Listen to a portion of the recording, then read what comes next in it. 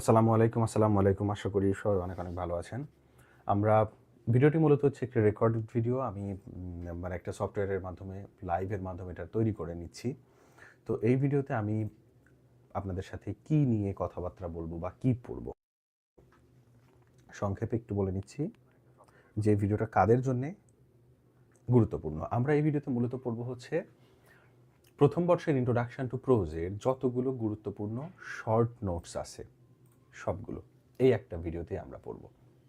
এবং নর্মালি আমরা জানি যে শর্ট নোটসগুলো 7 কলেজের জন্য বেশি গুরুত্বপূর্ণ। 7 কলেজে সবসময় শর্ট নোটস এক্সামে আসে হচ্ছে 4টে, অ্যান্সার করতে হয় 2টা। তো আমরা এখানে 6-7টার মতো গুরুত্বপূর্ণ পড়ব। এখান থেকে ইনশাল্লাহ আমরা 2টা কমন পেয়ে যাব, 3টাও পেতে পারি, ঠিক আছে। এবং এখান থেকে আমরা এই ধারণা থেকে আমরা বাকিগুলো লিখতে পারবো। এছাড়াও নিচে গুরুত্বপূর্ণ অন্যান্য short question and short notes দেওয়া আছে, সেগুলো আমরা একটু বেশি গুরুত্বপূর্ণ যেগুলো সেগুলো একটু পড়বো। যেমন পারপাসেস অফ স্টাডিজ এরকম দেওয়া আছে, ঠিক আছে। Concept of democracy. তো শর্ট নোটস এবং শর্ট কোয়েশ্চেন্সের মূল পার্থক্য আসলে খুব বেশি নেই, দেখা যায় যে অনেকটা একই রকম। কোয়েশ্চেন আকারে আসলে আসবে হচ্ছে explain Abraham Lincoln's concept of democracy, আবার শর্ট নোট আকারে আসবে হচ্ছে Abraham Lincoln's concept of democracy. একই জিনিস। শর্ট নোট মানে হচ্ছে সংক্ষেপে ওই জিনিসটা সম্পর্কে আপনি যা জানেন তাই লিখুন, ঠিক আছে। তো আমরা এই একটা ভিডিওতে আমরা গুরুত্বপূর্ণ সবগুলোই শর্ট নোটস পড়ার চেষ্টা করব। তো আমরা শুরু করব হচ্ছে দ্য আমেরিকান ড্রিম থেকে। আর কোয়েশ্চেনে মূলত হচ্ছে এটুকু দেওয়া থাকবে। আমি আপনাদের মনে রাখার সুবিধার্থে এবং বোঝার সুবিধার্থে আমি পাশে লিখে দিয়েছি যেটা মূলত কোন বই থেকে নেওয়া হয়েছে। এটা মূলত আই হ্যাভ এ ড্রিম থেকে নেওয়া হয়েছে। তবে এই প্রশ্নটার ক্ষেত্রে আমেরিকান ড্রিম এটা আপনাদের 4th ইয়ারে রয়েছে, মাস্টার্সে রয়েছে। এটা শুধুমাত্র যে আই হ্যাভ এ ড্রিম থেকেই আসতে পারে তা নয়, ঠিক আছে। আমেরিকান যে কোনো টেক্সটের মধ্যেই এই টপিকটা আসতে পারে। এটা মূলত এক্স্যাক্টলি আই হ্যাভ এ ড্রিমের সাথে খুব বেশি রিলেটেড না, তবে এভাবে লেখা যায় যেহেতু আমাদের এই টেক্সটের উপরে ভিত্তি করেই কোয়েশ্চেনটা হয়েছে, ঠিক আছে। তো দ্য আমেরিকান ড্রিম বলতে বোঝানো হয় যে আমেরিকান মানুষের যে স্বপ্নটা, আমেরিকান মানুষ কি চায়। আমেরিকান মানুষের স্বপ্নটা হচ্ছে আমেরিকা যেন স্বাধীনভাবে চলতে পারে, প্রত্যেকটা মানুষ ওখানে যেন স্বাধীন থাকে, তাদের অধিকার থাকে, তাদের মধ্যে দারিদ্রতা না থাকে, শিক্ষার গ্রহণ এবং শিক্ষা অর্জনের যোগ্যতা থাকে, এই বিষয়টা সবার মধ্যে সাম্যতা থাকে। মানে আই হ্যাভ এ ড্রিমে উনি যে বক্তৃতাটা দিয়েছিলেন, যে স্বপ্ন দেখেছিলেন, বলা যায় যে ওই সবগুলো স্বপ্নই প্রত্যেকটা আমেরিকান মানুষের ড্রিম বা আমেরিকা রাষ্ট্রটার ড্রিম। আর এই শব্দটাকে আমরা সঠিকভাবে উচ্চারণ করলে উচ্চারণটা হয় আমেরিকা। আমেরিকা বোঝার সুবিধার্থে হচ্ছে আমি আমেরিকা বলার চেষ্টা করছি বা আমেরিকা বলার চেষ্টা করছি, ঠিক আছে। তো চলুন আমরা হচ্ছে এবারে সরাসরি প্রশ্নে চলে আসি। American dream in I have a dream, আপনার শুধু কোয়েশ্চেন থাকবে এটুকু। আমরা এখান থেকে চাইলে লিখতে পারি, আবার এই যে অংশটা লেখা সেটুকু না দিলেও আমাদের সমস্যা নেই। তবে আমরা চেষ্টা করবো, আমি এখানে যা লিখেছি সেভাবেই লিখবেন। প্রত্যেকটা শর্ট কোয়েশ্চেন লিখতে হবে কতটুকু, মোটামুটি কমপক্ষে আমরা 2 পৃষ্ঠা থেকে 3-4 পৃষ্ঠা পর্যন্ত লিখতে পারি। এটা যেহেতু 5 মার্কসের প্রশ্ন, সেক্ষেত্রে আমি বলবো যে 150 থেকে 200 ওয়ার্ডসের মধ্যে লিখবেন, ঠিক আছে। যদি দেখেন যে আমার আনসারটা বেশি ছোট হয়ে গেছে, সেক্ষেত্রে আপনি কি করবেন, শুরুতে এবং শেষে এই টেক্সট সম্পর্কে একটু ধারণা দিবেন যে আই হ্যাভ এ ড্রিম গল্পটা কোত্থেকে আসছে, কি একটু সংক্ষেপে ধারণা দিতে পারেন। তো চলুন আমরা দ্য আমেরিকান ড্রিমটাকে আগে পড়ি। In his famous speech I have a dream নামক যে একটা বিখ্যাত বক্তৃতা, সেই বক্তৃতায় Martin Luther King junior describe his vision of American dream. American স্বপ্নর বিষয় নিয়েই উনি কথা বলেছে, ঠিক আছে। Which is centred on equality.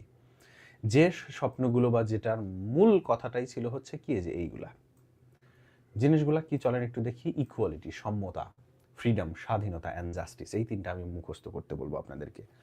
Equality, freedom and justice, ন্যায় বিচার, সমতা এবং স্বাধীনতা। কার জন্য? For everyone.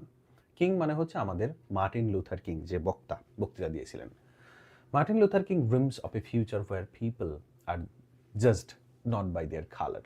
বলছে যে আমেরিকা রাষ্ট্রটা এমন একটা রাষ্ট্রে পরিণত হবে যেখানে মানুষকে তার গায়ের রং দিয়ে বিবেচনা করবে না। আমরা কিন্তু এটা অলরেডি শর্ট ব্রড যা পড়েছি তারা মানে জানি অলরেডি, তাও আমরা একটু বেশি জানার জন্য এই অংশগুলো পড়বো।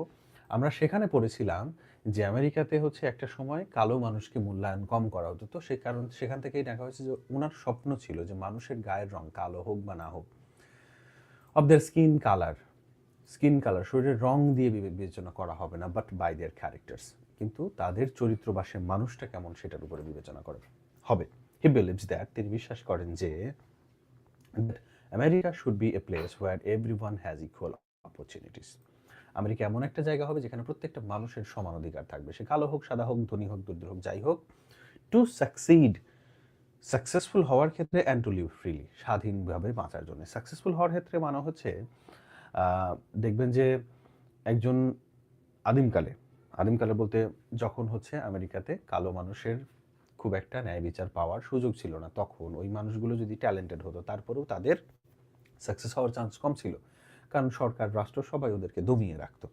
ঠিক আছে, this vision of the American dream is not just about material wealth, শুধুমাত্র আর্থিক সমৃদ্ধির জন্যই যে এই স্বপ্নটা দেখেছেন আমেরিকানরা তাও নয়, but also about creating a society, বরং একটা সমাজ তৈরি করা, যে সমাজটা ইজ ফেয়ার, যে সমাজটা সঠিক একটা সমাজ, ন্যায্য একটা সমাজ, অ্যান্ড ইনক্লুসিভ, এবং একটা সমন্বিত সমাজ, সবার মধ্যে মিলবন্ধন রয়েছে সেরকম। King's speech became really cry for, এই ক্রাই মানে হচ্ছে ভাষণ দেওয়া, চিৎকার করা। ঠিক আছে, ক্রাইয়ের অনেক অর্থ আছে। ক্রাই মানে চিৎকার করা, কান্না করা, ভাষণ দেওয়া, চিল্লায় চিল্লায় অধিকার নিয়ে কথা বলা। King's speech became rallying cry, মানে মানুষকে প্রেরণা দিচ্ছে এরকম একটা ভাষণ ছিল এই বক্তৃতাটা, for the civil rights movement, সাধারণ জনগণের অধিকারের জন্য যে আন্দোলন করে, মুভমেন্ট মানে আন্দোলন, সেটার জন্য। এটা আরও কি করেছে, ইন্সপায়ারিং মিলিয়ন্স মানে লক্ষ লক্ষ মানুষকে to work towards a better more equal society, সমাজের প্রত্যেকটা মানুষের জন্য, সমাজের উন্নতির জন্য যেন মানুষ মিলে কাজ করে, মিলেমিশে সবাই মিলে কাজ করে, এই প্রেরণাটা দিয়েছে। উনি এভাবেই বলেছিলেন যে আমাদের রাষ্ট্রের যে স্বপ্ন, যা ইচ্ছা ছিল, সেটাকে আমাদের দায়িত্ব হচ্ছে সেটাকে সফল করা। হিজ ওয়ার্ডস, তার কথাগুলো, রিমাইন্ডেড, আমাদের স্মরণ করিয়ে দেয়, রিমাইন্ডেড পিপল, জনগণকে স্মরণ করে, that true American dream is rooted in kindness, বাস্তব আমেরিকান ড্রিমটা রয়েছে কোথায়? দয়ার মধ্যে, কাইন্ডনেসের মধ্যে, রেসপেক্ট, সম্মানের মধ্যে, কাকে সম্মান করা? সবাইকে, অ্যান্ড ডিগনিটি, এবং মর্যাদার মধ্যে, ফর অল, প্রত্যেকটা মানুষকে, regardless their race or background, তাদের ব্যাকগ্রাউন্ড কি সেটা না বিবেচনা করে, তাদের রেস মানে জাতি, সে নিগ্রো জাতি না চাকমা জাতি, মারমা জাতি, সেটা বিবেচনা না করে, এরকম। ঠিক আছে, King's message continues to be a symbol of hope, King যে ভাষণটা দিয়েছিলেন সেটা আমাদের কাছে একটা হোপ বা আশার জায়গা ফর পিপল, ওই সমস্ত মানুষের জন্য, who seek a just and fair America, যে মানুষজন অন্তত জাস্ট মানে ন্যায্য, ন্যায় বিচারল একটা রাষ্ট্র খুঁজে, একটা সঠিক রাজ্য, সুন্দর রাষ্ট্র চায়, আমেরিকাকে সুন্দরভাবে দেখতে চায়, তাদের উদ্দেশ্যে। তাহলে এই ছিল হচ্ছে আমাদের দ্য আমেরিকান ড্রিম। ঠিক আছে, আমেরিকান ড্রিমটা আসলে নর্মালি আমরা এভাবেই তথ্য লিখবো, তবে আমরা যখন দেখা যাবে যে 4th ইয়ার 3rd ইয়ারে যে লিখবো, তখন আমাদের যে বই থেকে আসছে ওইটার আলোকে কিছুটা লিখতে হয়।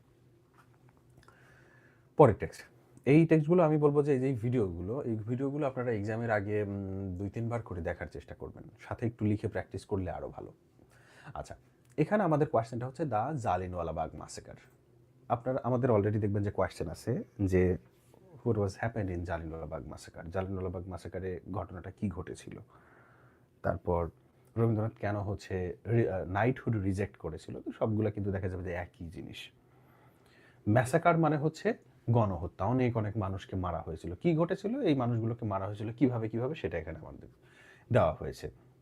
রবীন্দ্রনাথ কেন নাইটহুড রিজেক্ট করেছিল, এই ঘটনাটার কারণে, অর্থাৎ যেভাবেই আসুক আমরা কিন্তু এই আনসারটি লিখতে পারবো। অনেক সময় দেখা যায় যে আমাদের সিমিলার টাইপ একটা জিনিস একটু ঘুরিয়ে আসে, আমরা ভেবাচাকে খেয়ে যাই যে আমাদের আসলে অন্য কিছু আসলো কিনা, আসলে কিন্তু একই জিনিস। ঠিক আছে, তো আশা করি আপনারা ঘাবড়ে যাবেন না, আপনারা বুঝে লিখতে পারবেন। ঠিক আছে, তো জালিয়ানওয়ালাবাগ ম্যাসাকার, এটা রিজেক্টিং নাইটহুড থেকে নিচ্ছি রবীন্দ্রনাথের। আমি সংক্ষেপে লিখেছি রিজেক্টিং নাইটহুড, মূল গল্পটার নাম হচ্ছে কি জানি, letter to Lord Chelmsford rejecting knighthood, বুঝে নিব। ঠিক আছে, ওটা উল্লেখ করারও প্রয়োজন নেই। ওকে, দ্য জালিয়ানওয়ালাবাগ ম্যাসাকার, জালিয়ানওয়ালাবাগের গণহত্যা, which was occurred in 1919 in Amritsar, India. আমি এটা কিন্তু আগের ভিডিওতে একদম আপনাদের বারবার বলে বলে মুখস্থ করে দিয়েছি যে ইন্ডিয়াতে অমৃতসর নামক একটা জায়গাতে 1919 সালে ঘটেছিল একটা গণহত্যা। ঠিক আছে, one of the most tragic events in Indian history, এবং ইন্ডিয়ান ইতিহাসে এটা সবচেয়ে জঘন্য একটা ট্রাজেডি বা খুবই খারাপ একটা ঘটনা। ডিউরিং দিস ম্যাসাকার, এই গণহত্যার সময় British soldier open fire, British সোলজাররা বা সৈনিকরা কি করে, একদম ওপেনলি গুলি করে on a large crowd of unarmed Indians, Indian নিরস্ত্র মানুষের উপরে গুলি করে, killing of 100 of innocent people, শত শত নির্দোষ মানুষকে মারে। ঠিক আছে, Rabindranath Thakur was deeply shocked, এটা দেখে রবীন্দ্রনাথ ঠাকুর আহত হয় বা আঘাত পায়, অ্যান্ড ডিস্টার্ব, এবং ওনার কাছে এই বিষয়টা খুবই খারাপ লাগে। By the horrific act, act মানে কাজ, হরিফিক মানে ভয়ঙ্কর, এই ভয়ঙ্কর কাজটার দ্বারা উনি খুবই দুঃখ পায়। অ্যাজ এ প্রটেস্ট, প্রটেস্ট মানে প্রতিবাদ, প্রতিবাদ স্বরূপ, and mark of his strong disapproval, disapproval মানে আমি মানি না, এটা বোঝানোর জন্য এবং একটা প্রতিরোধ হিসাবে, প্রতিবাদ হিসেবে Rabindranath Thakur decided to reject the knighthood title. Rabindranath কী করে, সিদ্ধান্ত নেয় যে আমি নাইটহুড টাইটেলটাকে রিজেক্ট করব, বাদ দিব, এটা সিদ্ধান্ত নেয়, যেটা ওনাকে গিভেন টু হিম, যেটা ওনাকে দেওয়া হয়েছে বাই ব্রিটিশ গভর্নমেন্ট, ব্রিটিশ সরকারের দ্বারা। হি ফেল্ট দ্যাট, উনি এটা অনুভব করে যে accepting this honour from British government, এটার আবার মানান, ব্রিটিশ সরকারের কাছ থেকে যে আমি হচ্ছে পদবিটা পেয়েছি বা যে সম্মান পুরস্কারটা পেয়েছি, নাইটহুডটা হচ্ছে ব্রিটিশ সরকার তাকে দিয়েছিল, British Sarkar. After the committed such a cruel act, মানে ব্রিটিশ সরকার এরকম একটা নিষ্ঠুর জঘন্য কাজ করার পরে এরকম একটা সম্মান তাদের কাছ থেকেই নেওয়া উড বি রং, ওটা ঠিক নয়, উড বি রং মানে ভুল হবে। ট্যাগোরস রিজেকশন, রবীন্দ্রনাথ ঠাকুরকে ইংলিশে ট্যাগোর লেখা হয়, Tagore's rejection of the title showed his support for Indian independence, উনি যে রিজেক্টিং মানে নাইটহুড উপাধিটাকে রিজেক্ট করে, এটাকে ইন্ডিয়ান স্বাধীনতার একটা সাপোর্ট হিসেবে আমরা দেখতে পাই, উনি সাপোর্ট করে এই কাজটা করেন, and his deep compassion for the fellow Indians, এবং ইন্ডিয়ান মানুষদের প্রতি ওনার যে দরদ সেটা আমরা এখান থেকে দেখতে পাই। ঠিক আছে, দিস অ্যাক্ট ওভ, আপনারা ভাবতে পারেন যে উনি আর কিছু করে নাই কেন, উনি একটা মানে তৎকালীন জমিদার টাইপ ছিলেন, ধরে নিচ্ছি, আসলে সে জমিদার থাকুক আর রাজা থাকুক আর যাই থাকুক, সে কিন্তু কাজ করতো ইন্ডিয়ান মানে ব্রিটিশদের হয়ে, ব্রিটিশদের একজন এজেন্ট ছিল, সে কারণে উনি চাইলেই খুব বেশি কিছু হয়তো বা করতে পারতেন না। Okay, this act of resistance became a powerful symbol of courage, উনি যে এই কাজটা, রেসিস্ট্যান্ট মানে প্রতিরোধ দেওয়া, বাধা দেওয়া, এই যে বাধার কাজটা, সেটা একটা সাহসী কাজ হিসেবে দেখানো হয় বা দেখতে পাই আমরা এগেনস্ট ব্রিটিশ রুল, ব্রিটিশ শাসনের বিরুদ্ধে, and inspired many people to join the struggle for freedom, এবং স্বাধীনতা যুদ্ধে হচ্ছে এখান থেকে অনেক মানুষ ইন্সপায়ার হয়।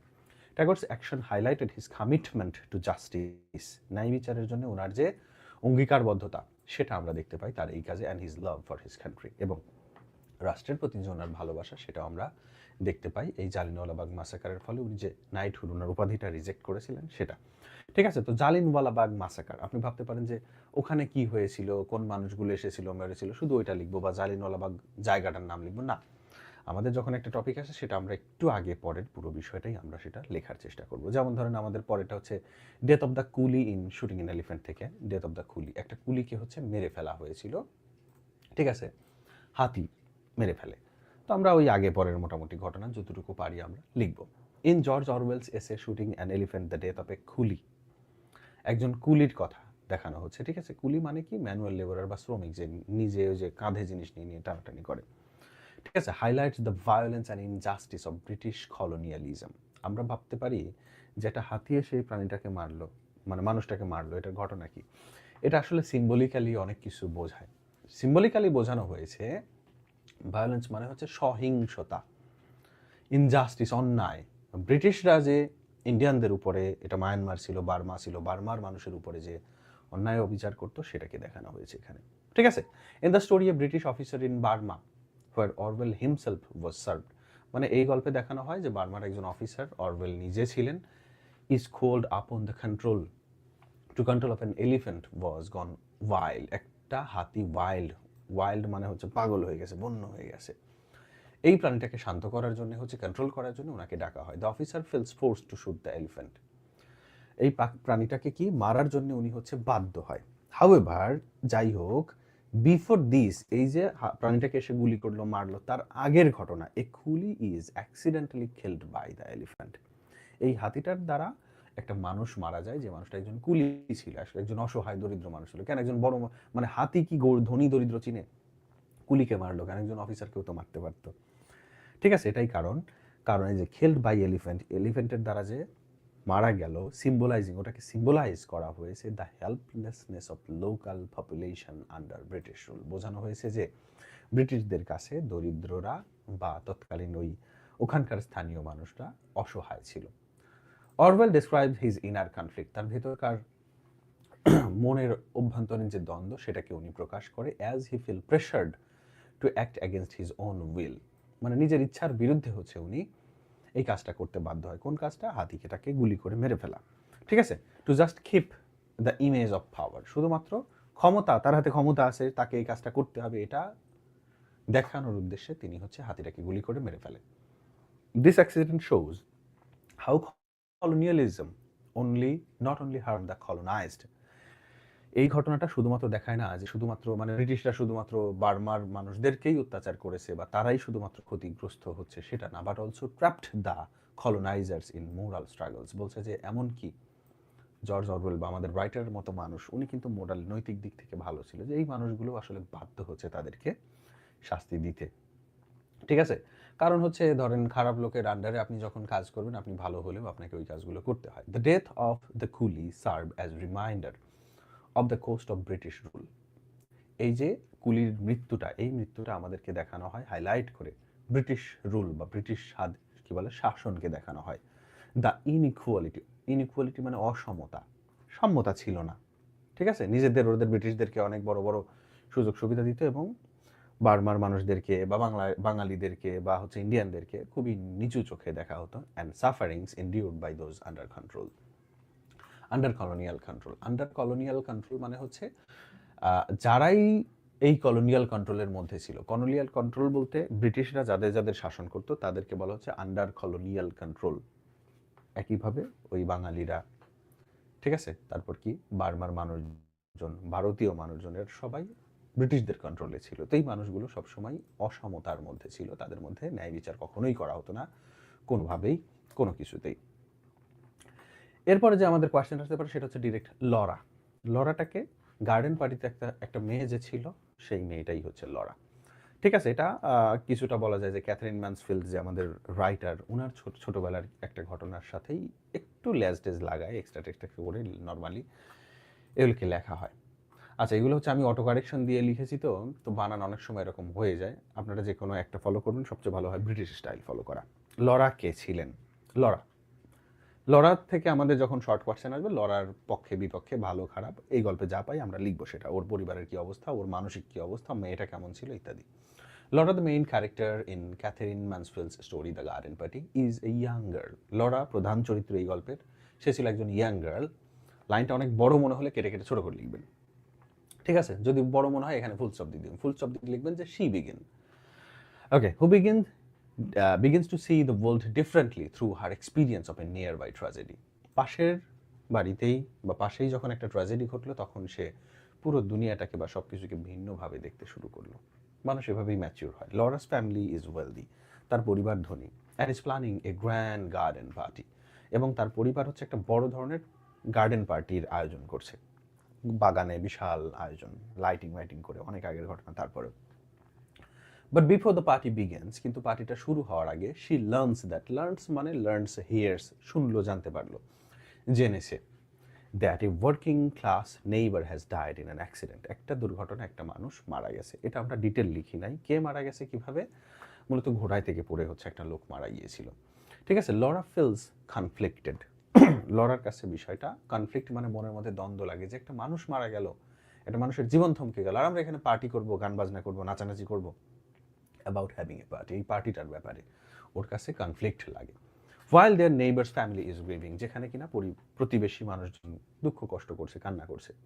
She wants to cancel the party, সে পার্টিটাকেই বন্ধ করে দিতে চায়। But her family dismiss her concern, কিন্তু তার পরিবার তার কনসার্ন মানে হচ্ছে চিন্তা, এইসব চিন্তা করেন, এসব ফালতু চিন্তা বাদ দাও বাবা, মানুষ মারা যাবে, এরকম কথাবার্তা বলে কি করে বিষয়টাকে ডিসমিস করে দেওয়া হয়। ঠিক আছে, Laura's visit to the dead man's house later মানে হচ্ছে পরে, লেটার, ওই যে প্লিজ ট্রাই এগেন লেটার, ওই লেটার মানে হচ্ছে পরে। ঠিক আছে, তাহলে কি হলো, Laura's visit to the dead man's house, ওই মৃত মানুষটার বাড়িতে যে গেল লরা, লেটার মানে পরে গিয়েছিল, সেটা শোজ হার এ হার্শ রিয়েলিটি, একটা কঠোর বাস্তবতা তাকে দেখায়। আউটসাইড হার প্রিভিলেজড লাইফ, প্রিভিলেজড মানে হচ্ছে সুবিধাপ্রাপ্ত জীবন, এই সুবিধার যে জীবন, সুবিধা জীবন কেন, ধনী মানুষরা সবসময় একটা সুবিধার মধ্যে জীবনযাপন করে। ওই জীবনের পাশে একটা বাস্তব জীবন কেমন হয় সেটাও সে দেখতে পায়। ঠিক আছে? যেমন আমরা আনপ্রিভিলেজড লাইফ লিড করি। আমাদের ছোটবেলা থেকেই আমাদের হাতে কম্পিউটার, ইন্টারনেট, ফোন-টোন ইত্যাদি এই জিনিসগুলো ছিল না। ঠিক আছে? আমরা চাইলেই যা ইচ্ছা তাই করতে পারতাম না। লরার সেরকমটা ছিল না। ওর কাছে যা, যা প্রয়োজন, ওর কাছে যদিও ফোন কম্পিউটার ছিল না, কিন্তু ধনী মানুষ, ওর কাছে সব ছিল, গাড়ি বাড়ি এভরিথিং ছিল। তো এই সুন্দর জীবনের পাশাপাশি যে একটা শ্রমিক বা একজন দিনমজুরের জীবন কেমন হয় সে জানতো না, সে সেটা জানতে পারে। Seeing death up close for the first time, মৃত্যুকে খুব চোখের সামনে থেকে দেখার পরে, ঠিক আছে, up close time makes her question importance of wealth and social status. মানে প্রথমবার ওর মনের মধ্যে প্রশ্ন আসে যে আমার এই যে টাকা পয়সা ইত্যাদি ইত্যাদি অমুক, এগুলোর মিনিং কি? একটা সময় কি আমরাও মারা যাব? একদম লাস্টে গিয়ে শরীর প্রশ্ন করে, ইজ দিস দ্য লাইফ? এটাই কি জীবন? ঠিক আছে? তো এই যে একটা মানুষের মৃত্যু দেখে সরাসরি তার মধ্যে একটা ভিন্ন রকম প্রশ্ন চলে আসে। This experience gives Laura a new understanding of life's fragility. Fragility মানে ভঙ্গুরতা, জীবনের ভঙ্গুরতা, জীবনের এই যে ক্ষণস্থায়িত্ব, এই সম্পর্কে লরাকে ধারণা দিয়ে দেয় এই ঘটনাটা। And makes her more compassionate, এবং এর ফলে কি হয়, লরা আরও বেশি কম্প্যাশনেট হয়ে যায়। কম্প্যাশনেট মানে হচ্ছে সহানুভূতিশীল। থ্রু লরার মাধ্যমে Mansfield explore the theme of innocence, class difference and the impact of privileged people's view of life and death. লরাকে দেখানোর মাধ্যমে এই গল্পে আমাদের রাইটার কি করেছেন, মানুষের যে নিষ্পাপ যে একটা স্টেজ সেটাকে দেখিয়েছেন, ধনী দরিদ্র মানুষের জীবনে আকাশ পাতাল তফাৎ সেটা দেখিয়েছেন, সুখী মানুষের জীবনে বা ধনী প্রিভিলেজড মানুষের জীবন মৃত্যুর যে বিষয়গুলো সেগুলো আমাদেরকে এই গল্পে দেখিয়েছেন। ঠিক আছে? কালপূর্ণিয়া। কালপূর্ণিয়া হচ্ছে একজন মানুষ। টু কিল এ মকিংবার্ডে, Calpurnia is a central character in Harper Lee's novel to kill a mockingbird. অনেকে হচ্ছে novel to kill a mockingbird এটা পড়তে চান না, আপনি চাইলে স্কিপ করতে পারেন, অসুবিধা নেই। আমরা হচ্ছে দেখবেন যে শর্ট নিয়ে আমাদের যে ভিডিওসগুলো দেওয়া হচ্ছে এটা হচ্ছে মেইন, এটা থেকে একটা বা দুইটা কমন পাওয়ার সম্ভাবনা বেশি, একটা কমন পাওয়ার সম্ভাবনা 100%। তাই এটার পাশাপাশি শর্ট নিয়ে আমাদের যে আরও কয়েকটা ভিডিও আছে শর্ট কোয়েশ্চেন্স নিয়ে, সেটা একটু রিভিশন দিয়ে রাখবেন, দেখবেন যে আপনি সব কমন পেয়ে গেছেন। এই জন্য টেনশন করবেন না, আপনি চাইলে মকিংবার্ড বাদ দিতে পারেন, বা পড়লে আপনি এখান থেকে আনসার করতে পারবেন, অথবা শুধু এই প্রশ্নটা অন্তত দেখেন, এটা ইম্পর্টেন্ট আছে। কাল্পনিক is a central character in Harper Lee's novel to kill a mockingbird. এই গল্পের একটা প্রধান চরিত্র she is the Finch's family black housekeeper. Finch's ফ্যামিলির একজন, সে কি হাউসকিপার মানে বাড়িতে কাজকর্ম করে। And helps raise Scout and Jem এবং স্কটকে সে হচ্ছে এটা কি বলবো, ইংল্যান্ডে বা ধনী পরিবারে দেখা যায় যে বাচ্চাদেরকে লালন পালন করার জন্য একটা মানুষ রাখা হয়, সেই মানুষটাকে গৃহকর্মী বলা হয়। তো সেই হচ্ছে এই দুজন মানুষকে বড় করেছে। দ্য চিলড্রেন অফ অ্যাটিকাস ফিন্স, মানে ও হচ্ছে ফিন্স ফ্যামিলির মানুষ, অ্যাটিকাস ফিন্স এর সন্তান। ঠিক আছে? আবার একটু বলি, ফিন্স ফ্যামিলি কেন বলা হচ্ছে, যেমন সর্দার পরিবার, তালুকদার বংশ, এই টাইপের, ওই স্কট এবং জেম ওদের পরিবারটা হচ্ছে ফিন্স ফ্যামিলি। ঠিক আছে? প্রধানকে অ্যাটিকাস ফ্যামিলি, এই ফ্যামিলির হাউসকিপারকে Calpurnia serves as a bridge between white and black communities. দুনিয়াতে মানুষ তৎকালীন সময় কি নিয়ে লেখা হয়েছে, কালো মানুষ সাদা মানুষ। ঠিক আছে? আমি নিজেকে কালো মানুষ দেখি, তো এই জন্য এইগুলো আমার কাছে আবার রিলেটেড মনে হয়। যাই হোক, তো এই কালো মানুষ এবং সাদা মানুষের মধ্যেকার যে একটা গ্যাপ, বাধা, এই দুইটা জিনিসকে ব্রিজ দিয়ে যে সংযুক্ত করা হলো, সেই ব্রিজ হিসেবে আমরা দেখতে পাই কালপূর্ণিয়া এই মেয়েটা কি করে, টিচিং দ্য চিলড্রেন, বাচ্চাদেরকে শেখায় valuable lesson about respect, dignity and equality. বাচ্চাদেরকে সম্মান, ডিগনিটি মানে মর্যাদা, এবং ইকুয়ালিটি সমতা, এই জিনিসগুলো শেখায়। She takes the children to the black church where they experienced a different side of life in Maycomb জায়গাতে সে হচ্ছে তাদেরকে কি করে, ব্ল্যাক চার্চে নিয়ে যায়, কৃষ্ণাঙ্গ মানুষদের চার্চ আর কি। সেখানে গিয়ে একটা ভিন্ন রকম জীবনের অংশ তারা দেখতে পায়। দেয়ার সাউদার্ন টাউন মানে সাউথ এলাকার টাউন, দক্ষিণ এলাকার আর কি। ঠিক আছে? থ্রু কালপূর্ণিয়াকে দেখানোর মাধ্যমে এই গল্পে আর কি, Scott learns that African Americans face many injustice. আমাদের এই স্কট দেখতে পায় কাল্পনিয়ার মাধ্যমে যে আমেরিকাতে যে কালো মানুষগুলো বাস করতো, আফ্রিকানরা বাস করতো, তারা ইনজাস্টিসের মধ্যে বসবাস করতো, অর্থাৎ অন্যায় বিচারের মধ্যে তারা ছিল, অ্যান্ড স্ট্রাগল, এবং তাদের সংগ্রাম করে বাঁচতে হতো ইন দেয়ার ডেইলি লাইফস, তাদের দৈনন্দিন জীবনে। কাল্পনিয়া স্ট্রং, কাল্পনিয়া মেয়েটা ছিল স্ট্রং, শক্তিশালী, জ্ঞানী and caring and showing love to the Finch's family. সে ফিন্স ফ্যামিলির মানুষের প্রতি ভালোবাসা ছিল, সে নিজে জ্ঞানী ছিল, শক্তিশালী মনের মানুষ ছিল, ঠিক আছে, মানসিক শক্তি আর কি, to Finch's family, while also teaching them racial prejudice। একই সাথে সে কি করতো? রেসিয়াল প্রেজুডাইস বলতে বোঝায় হচ্ছে, রেসিয়াল বলতে বোঝায় হচ্ছে রেস বা জাতি, প্রেজুডাইস মানে হচ্ছে মানুষের সম্পর্কে আগে থেকেই কোনো একটা কিছু বিবেচনা করা, ওই মানুষটা কালো তার মানে ওই খারাপ, ওই দরিদ্র, ওই গরিব ইত্যাদি, এই টাইপের, এই কথাকে বলা হয় প্রেজুডাইস, ঠিক আছে। Her character represent her strength, resilience of black women. কালো নারীদের যে শক্তি, ধৈর্য, ঠিক আছে, এই বিষয়গুলোকে দেখানো হয় তাকে প্রেজেন্ট করার মাধ্যমে। Highlight the importance of empathy, এবং এমপ্যাথি বা সহানুভূতির গুরুত্ব দেখানো হয়। অ্যান আন্ডারস্ট্যান্ডিং, এবং কোনো কিছুকে বোঝা, নিজের মতো করে ফিল করাকে দেখানো হয়। অ্যাক্রস রেসিয়াল ডিভাইডস, যদিও রেসিয়াল ডিভাইড ছিল, অর্থাৎ সে কালো, সে সাদা মানুষকে বুঝবে না, সে বুঝতে পারে, সে কালোদেরকেও বুঝতে পারে, সে সবই বুঝতে পারতো। এই ব্রিজটাকেই মানে ওই মানুষটার মাধ্যমে আমরা হচ্ছে দুই পারের দুইটা জিনিসকে খুব ভালোভাবে দেখতে পারি। আপনি স্থলে থাকলে কখনো জলের মানুষকে দেখতে পারবেন না বা ওদের লাইফকে বুঝতে পারবেন না, আবার ওখানে থাকলে আপনি স্থলের মানুষকে বুঝতে পারবেন। আপনাকে দুইটা বুঝতে হবে, কোথায়? ব্রিজের উপর দাঁড়ায়, অর্থাৎ আপনাকে ওখানে গিয়ে ওটা দেখতে হবে, আবার স্থলে এসে স্থলের মানুষকে দেখতে হবে। কালোদের, কৃষ্ণাঙ্গদের মধ্যে গেলে কৃষ্ণাঙ্গদের লাইফ দেখতে হবে, হোয়াইটস বা শ্বেতাঙ্গ সাদাদের মধ্যে গেলে সাদাদের লাইফ দেখতে পারবেন। এই মেয়েটার মাধ্যমে হচ্ছে দুটোই দেখানো হয়। থ্রু কাল্পনিয়াস গাইডেন্স, কাল্পনিয়ার গাইড পাওয়ার মাধ্যমে বা দিক নির্দেশনা পাওয়ার মাধ্যমে, Scout and Jem began to see unfairness in their society. তাদের সমাজে যে আনফেয়ারনেস মানে অন্যায্য আচরণ ছিল, অন্যায় বিচার ছিল, সেটাকে দেখানো হয়। And learn to treat everyone with kindness, এবং এই দুটো বাচ্চা প্রত্যেকটা মানুষের সাথে ভালো, ভদ্র, সম্মানজনক, সুন্দর আচরণ করতে শেখে, ঠিক আছে। এরপরে আমাদের যে কোয়েশ্চেনটি আছে সেটা হচ্ছে টুইন অব্লিগেশনস থাকতে পারে, আবার পুরোটাও থাকতে পারে যে Mandela's concept of twin obligation. Twin মানে দুইটা, জোড়া, যমজ, অব্লিগেশন মানে দায়িত্ব, মানুষের দায়িত্ব দুইটা, সেটার কথা বলছে। কি দায়িত্ব চলেন দেখি। নেলসন, এটা আমরা কিন্তু পড়েছি শর্ট কোয়েশ্চেনের মধ্যে। Nelson Mandela's concept of twin obligations is a key part of his message on freedom and justice. উনি আমাদের, নেলসন ম্যান্ডেলা কি করেছেন? আমাদেরকে বার্তা দিয়েছেন, ফ্রিডম, স্বাধীনতার বার্তা, এবং ন্যায়, জাস্টিস, ন্যায় বিচারের বার্তা। এই বার্তার মধ্যেকার টুইন অব্লিগেশন জিনিসটা হচ্ছে একটা মূল অংশ। In his writing and speeches, তার বিভিন্ন লেখালেখির মধ্যে, তার বিভিন্ন বক্তৃতার মধ্যে Mandela talks about twin main responsibilities, মানুষের দুইটা মূল দায়িত্বের কথা বলেছেন। প্রথম দায়িত্বটা, the first obligation is one's family, community and personal wellbeing. নিজের ভালো, পরিবারের ভালো, এই বিষয়টা হচ্ছে আপনার প্রথম দায়িত্ব। Mandela believe that every person has a duty to care for their loved ones and ensure happiness. মানে আপনার পরিবারের মানুষের প্রতি ভালোবাসা, তাদেরকে কেয়ার করা, তাদেরকে সুখে রাখা, এটা আপনার সম্পূর্ণ দায়িত্ব। এটা হচ্ছে প্রথমটা, ঠিক আছে, এটা হচ্ছে আপনার প্রথম দায়িত্ব। আর দ্বিতীয়টা কি, একটু আমরা এটাকে এভাবে লিখে দিই, সুন্দর লাগবে। এটা আপনার প্রথম দায়িত্ব। আর সেকেন্ড দায়িত্বটা কি? The second obligation is to society. দ্বিতীয়টাই হচ্ছে আপনার সমাজ।